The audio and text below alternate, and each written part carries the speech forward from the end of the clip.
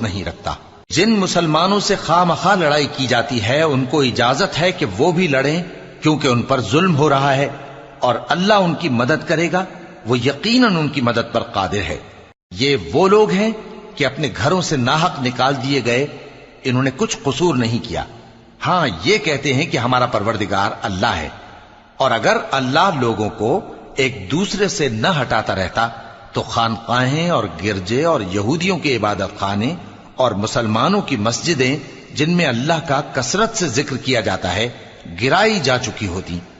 اور جو شخص اللہ کی مدد کرتا ہے اللہ اس کی ضرور مدد کرتا ہے، بے شک اللہ توانا ہے، غالب ہے۔ یہ وہ لوگ ہیں کہ اگر ہم ان کو ملک میں حکومت دے دیں تو نماز قائم کریں اور زکوٰۃ ادا کریں اور نیک کام کرنے کا حکم دیں اور برے کاموں سے منع کریں، اور سب کاموں کا انجام اللہ ہی کے اختیار میں ہے۔